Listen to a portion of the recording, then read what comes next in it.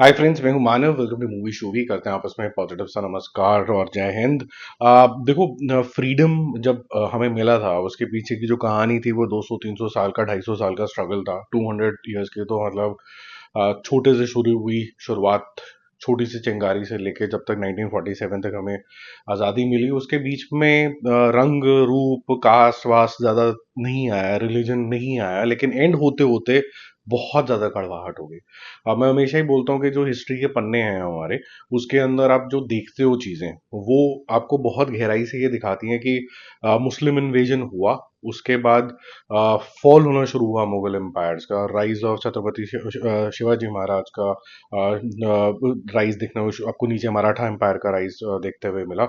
और फिर जब ये थोड़ा सेटल होने लगा तो फिर दोनों ने ही दोनों रिलीजियस ग्रुप्स ने कहीं ना कहीं मिल के आज़ादी की लड़ाई लड़ने की कोशिश करी।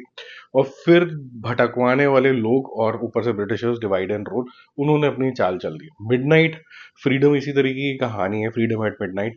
तो सीजन 1 के अंदर ये दिखाया गया था कि इस स्टेज पे हम आ चुके हैं कि इतनी कड़वाहट आ चुकी है कि अब होगा तो सही पार्टीशन।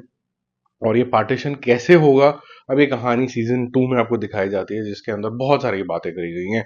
आई एम श्योर जो भी इस सीरीज को देखेंगे वो राइट विंग वाले अलग एक मुद्दे पे लेके चले जाएंगे, क्योंकि उनके एजेंडा में तो ये है कि हिस्ट्री को रीराइट किया जाए, जहां पर जितने भी लोगों को कंट्रीब्यूशन था उसको हटा दिया जाए, मिटा दिया जाए किसी तरीके से।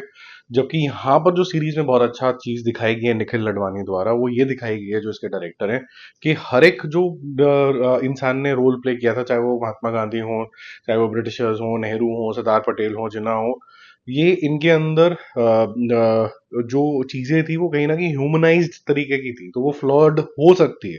तो वो फ्लॉड चीज क्या थी, वो सारी चीजें दिखती हैं। प्लस माइलस्टोन्स भी हैं यहाँ पर जिस तरीके से दिखते हैं, चाहे वो पार्टीशन की डेट हो, चाहे पार्टीशन का एग्जीक्यूशन कैसे होगा।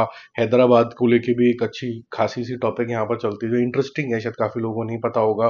पंजाब और बंगाल में जो राइट्स हुए उससे क्या इम्पैक्ट आया, इवेंचुअली किसकी वजह से इतनी टेंशन होगी, जो सीजन 1 में आपको देखने को नहीं मिला वो यहाँ देखने को मिलेगा, पटेल साहब के बीच में और नेहरू जी के बीच के अंदर। और जिन्ना के जो कनिंग प्लान है वो कंसिस्टेंटली कैसे जाते हैं, और ये सारी चीजें आपको इफेक्टिवली बहुत ही ह्यूमनाइज तरीके से दिखाई जाती है, जहां पर आपको कैरेक्टर्स के राइट डिसीजंस और wrong decisions, including Gandhi ji, बिल्कुल क्लियरली आपको यहाँ पर दिखते हैं। और क्या रीजन था कि हम सेक्युलर कंट्री बनना चाहते थे, या फिर बाद में क्या ऐसी अप्रोच थी कि क्यों नहीं बनना चाहिए था।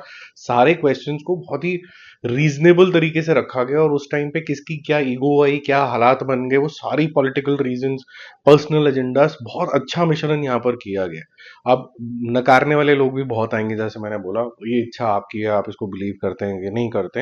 बट ये एक बैलेंस अप्रोच देती है आपको, मेरे को ऐसा लगता है। बाकी सबकी श्रद्धा है।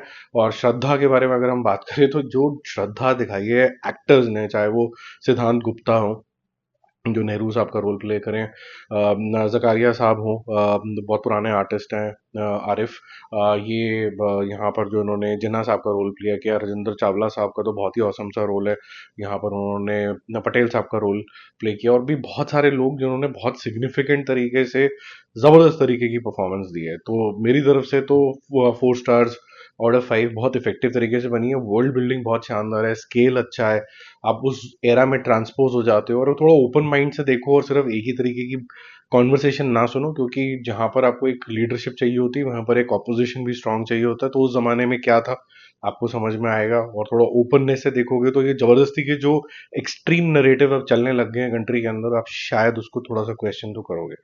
बाकी जल्दी मिलते हैं रिव्यूज और updates. Stay connected, bye bye, enjoy.